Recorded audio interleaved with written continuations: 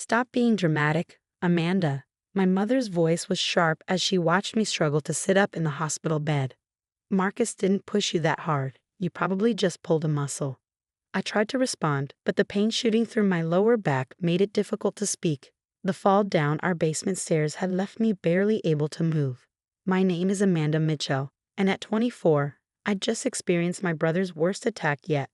Marcus, my 28-year-old brother, had always been violent, but our parents had spent years covering up his episodes, as they called them.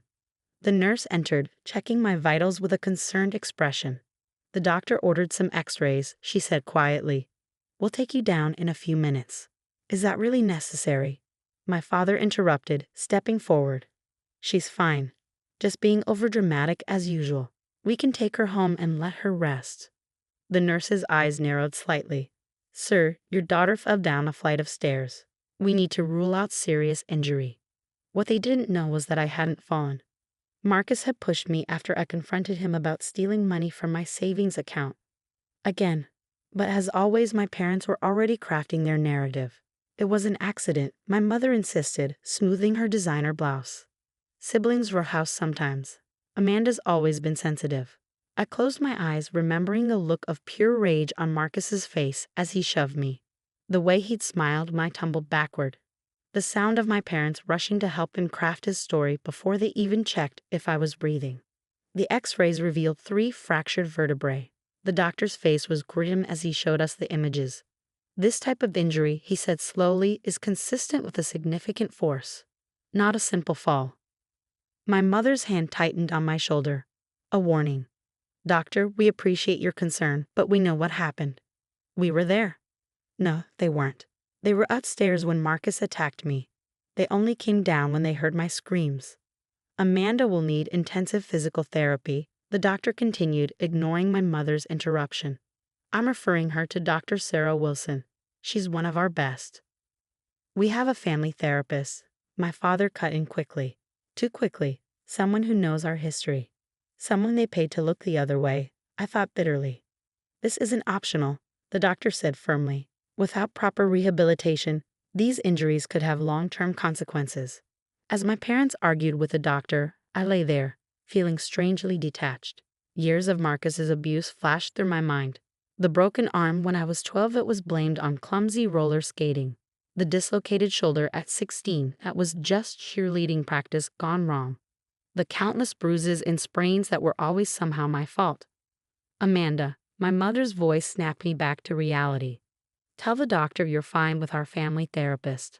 For the first time in my life, I didn't immediately comply. I want to try Dr. Wilson, I said quietly. The room went silent. My mother's face tightened with barely controlled anger. My father stepped closer to my bed, his presence looming. Amanda, he said, his voice low and warning. We keep family matters in the family. You know that. But something had shifted inside me. Maybe it was the pain, maybe it was years of suppressed anger, or maybe it was just finally reaching my breaking point. I'm going to Dr. Wilson, I repeated, stronger this time. Then you'll do it without our insurance, my father snapped. And without our support. The doctor, who had been writing in my chart, looked up sharply. Mr. Mitchell, are you refusing to cover your daughter's medically necessary treatment? My father faltered, suddenly aware of how this looked. Of course not, he backtracked smoothly. We just prefer our usual providers. I'll make the appointment with Dr. Wilson for next week, the doctor said firmly, ending the discussion. In the meantime, Amanda needs rest and careful monitoring. As the doctor left, my mother leaned close to my ear.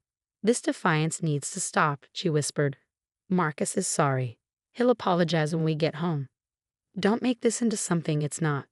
But it was already something. It had been something for years, and as I lay there, my back throbbing with each breath, I realized Dr. Wilson might be my only chance to finally prove it. Little did my parents know, their carefully constructed facade was about to crumble, starting with my first physical therapy session. The waiting room at Dr. Wilson's physical therapy clinic was bright and welcoming, a stark contrast to the tense atmosphere at home. The past week had been unbearable. Marcus hadn't apologized. Instead, he'd smirked every time I winced in pain.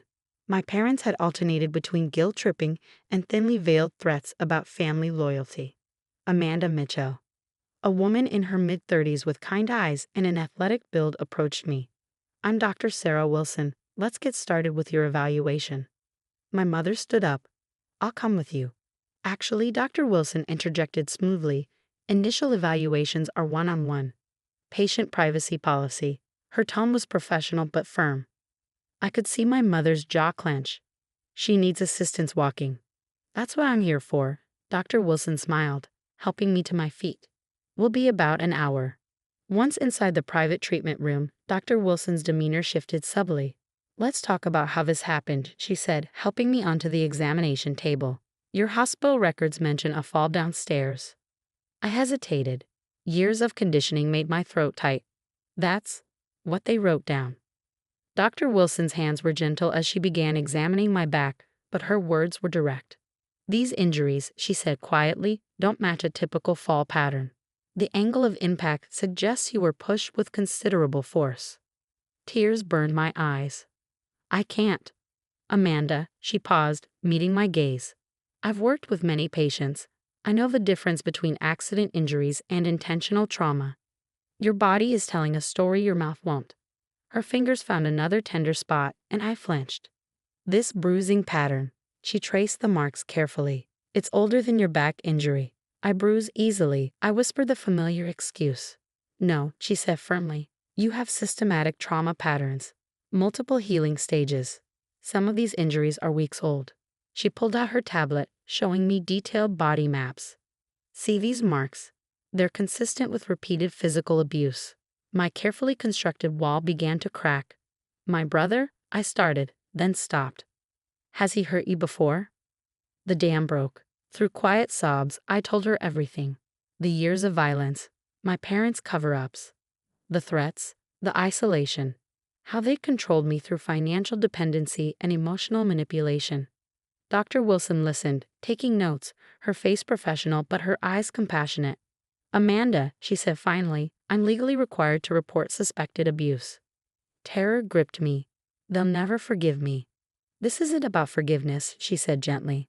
"It's about your safety. Your brother's violence is escalating. These back injuries could have paralyzed you, or worse." "They'll say I'm lying." "Your body tells the truth." She showed me more detailed photographs of my injuries. "These patterns are unmistakable, and I've documented everything." A knock interrupted us. My mother's voice came through the door. "Is everything all right?" "It's been over an hour." Dr. Wilson squeezed my hand. "You're not alone anymore," she whispered. "But you need to make a choice. We can start your healing today. All of it, or you can go back to pretending. What do you want?" I thought about Marcus's smirk, my parents' lies, the years of pain and fear. "I want it to stop," I whispered. Dr. Wilson nodded, then raised her voice. "Everything's fine. Just finishing up our documentation." She quickly outlined a plan. She would file her report. I would stay with her sister, who ran a survivor's shelter, until safe housing could be arranged. Most importantly, I wouldn't go home today. "Your parents won't expect it," she explained. "They'll be focused on trying to control the situation here. By the time they realize you're gone, you'll be safe. They'll try to stop me." "They can try," she said firmly. "But I have evidence, documentation, and the law on my side. You have options, Amanda. For the first time, you have power." When we emerged, my mother stood waiting, tapping her foot impatiently. Finally, "How did it go?" "We've documented everything," Dr. Wilson said professionally. "Amanda needs extensive therapy. I'll be sending my complete evaluation to her insurance company." I saw panic flash in my mother's eyes. She knew what documented everything meant. "We'll discuss this at home," she said sharply, grabbing my arm. Dr. Wilson stepped between us. "Actually, Amanda has another appointment now. Insurance requirements. I'll have her home later." "This is ridiculous." "She's coming home now." "Mrs. Mitchell," Dr. Wilson's voice was steel wrapped in silk, "your daughter is an adult, and right now, she's my patient. I'll make sure she gets where she needs to be." My mother's face contorted with rage and fear. She knew she was losing control. "Amanda," she hissed, "remember what we discussed about family loyalty." I met her eyes, finding strength in Dr. Wilson's solid presence beside me. "I remember everything, Mom. That's the problem." As Dr. Wilson led me to her office's back exit, I heard my mother on the phone, presumably calling my father. But for the first time in my life, I wasn't afraid of their reaction. I was finally breaking free. 6 months later, I stood outside the courthouse, breathing deeply. The restraining order hearing had finally arrived. Dr. Wilson stood beside me, a stack of medical records under her arm. Her documentation had become the cornerstone of my case. "You're ready for this," she assured me. "Remember, you're not the one who should be ashamed." The past months had been a whirlwind of change. Living at the survivors' shelter had opened my eyes to how many others have stories like mine. I'd found a job at a local publishing house, started trauma therapy, and slowly rebuilt my life without my family's toxic influence. Of course, they hadn't made it easy. First came the guilt trips, endless voicemails from my mother about how I was tearing the family apart. Then the threats, my father's lawyer sending letters demanding I retract my false accusations. Finally, the manipulation. Marcus suddenly claiming he wanted to apologize, to make amends. But I wasn't the same person anymore. Inside the courtroom, I saw them for the first time since I'd left. My mother looked smaller somehow, less intimidating. My father's expensive suit couldn't hide his nervous fidgeting. And Marcus just looked angry, as always. "All rise," the bailiff called. What followed was 2 hours of my family trying to paint me as unstable, attention-seeking, and prone to accidents. Then Dr. Wilson presented her evidence. "Your Honor," she said, displaying the photographs and medical records, "these injuries show a clear pattern of escalating violence over several years. The vertebral fractures alone required significant force inconsistent with an accidental fall."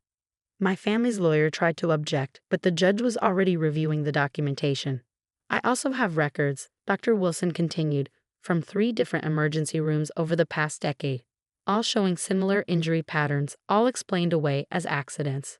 My mother's face had gone pale. My father wouldn't meet anyone's eyes. Then it was my turn to speak. Standing at the podium, I faced my family directly for the first time. For years, my voice shook slightly but grew stronger. I believed I deserved it. That if I was just better, quieter, more perfect, Marcus would stop hurting me. That if I was a better daughter, my parents would protect me instead of him. Marcus snorted derisively. The judge's eyes narrowed. "The last attack could have paralyzed me," I continued. But somehow, that still wasn't enough for them to acknowledge the truth. It took a stranger, my physical therapist, to finally say what my own family wouldn't, that this was abuse and it had to stop.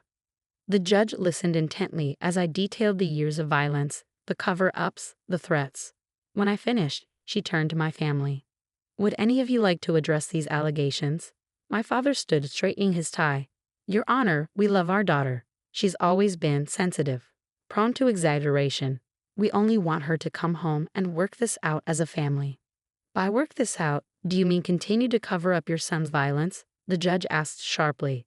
"This is a private family matter," my mother interjected. "Abuse is never a private matter," the judge replied. "Based on the extensive evidence presented, I'm granting the restraining order against Marcus Mitchell." She turned to my parents. "I'm also ordering both of you to maintain a distance of at least 100 yards from your daughter." Marcus jumped up, face red with rage. "This is bulls." "One more word," the judge warned, "and you'll be held in contempt." Outside the courthouse, Dr. Wilson hugged me. "You did it. You're free." "I couldn't have done it without you," I said, meaning it. "You didn't just heal my back, you helped me find my strength." "You always have the strength," she smiled. "You just needed someone to remind you." That evening in my new apartment, I looked at old family photos. The smiling faces hid so much pain, so many lies. But I was done hiding, done pretending, done protecting people who had never protected me. My phone buzzed. A text from my mother. "You'll regret this. Family is forever." I blocked the number without hesitation. She was right about one thing. Family is forever. But sometimes the family you choose, the people who actually support and protect you, is more real than the family you're born into. Dr. Wilson had become more family to me in 6 months than my blood relatives had been in 24 years. The women at the shelter, my new friends at work, my trauma support group, they were my family now. I put the old photos away in a box. Maybe someday I'd look at them again when the pain had faded more. But for now, I was focused on my future, a future without fear, without violence, without having to pretend. For the first time in my life, I was truly healing, not just my back, but my heart and soul too. And nothing, not even family, was worth giving that up.